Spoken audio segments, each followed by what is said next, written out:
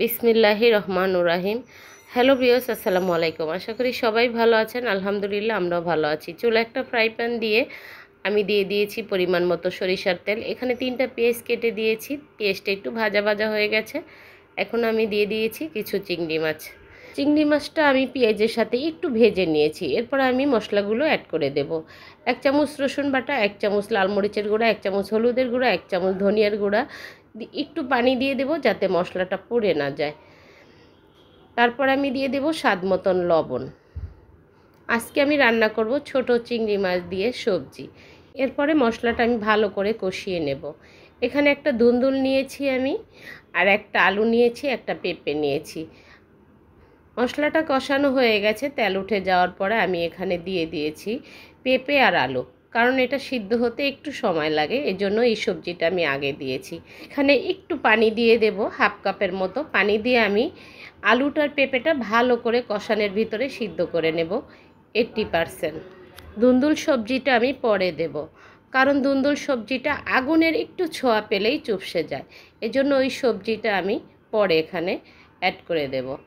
ঢাকনা দিয়ে দিয়ে ভালো করে আমি আলুটার পেঁপেটা কষিয়ে নেব। আমার কষানোটা হয়ে গেছে। এখন আমি ধুন্দুল সবজিটা কিউব করে কেটে ধুয়ে পরিষ্কার করে নিয়েছি, আলু আর পেঁপের সাথে অ্যাড করে দিয়েছি। এই ঢাকনা দিয়ে আরও 1 মিনিটের মতো আমি কষিয়ে নেব।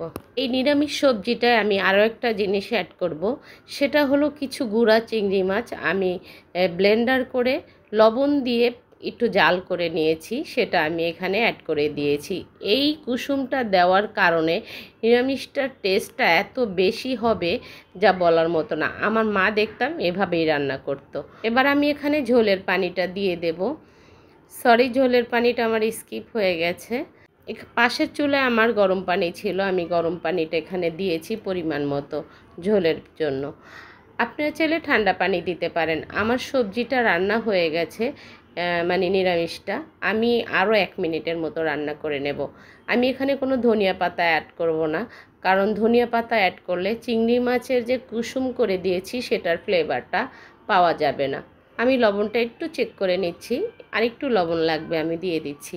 আমি একটু ঝোল ঝোল রাখবো, কারণ আমি চিংড়ি মাছের কুসুম দিয়েছি, চিংড়ি মাছ দিয়েছি, এটা ঝোল ঝোল নিরামিষটাই ভালো লাগবে। আমাদের বাসায় নিরামিষ ঝোলেই এভাবে রান্না করলে পছন্দ করে। এই নিরামিষ সবজিটা ভাত, রুটি, যে কোনো জিনিস দিয়ে আপনি খেতে পারেন। এটা খুবই মজা। রেসিপিটা ভালো লাগলে বাসায় একবার ট্রাই করবেন। আর আমার ইউটিউব চ্যানেলটি সাবস্ক্রাইব করে দিবেন, ফেসবুক পেজটি ফলো দিয়ে নতুন নতুন ভিডিও করার সুযোগ করে দিবেন। আজকে এই পর্যন্তই। সবাই ভালো থাকবেন, সুস্থ থাকবেন। আসসালামু আলাইকুম, আল্লাহ হাফেজ।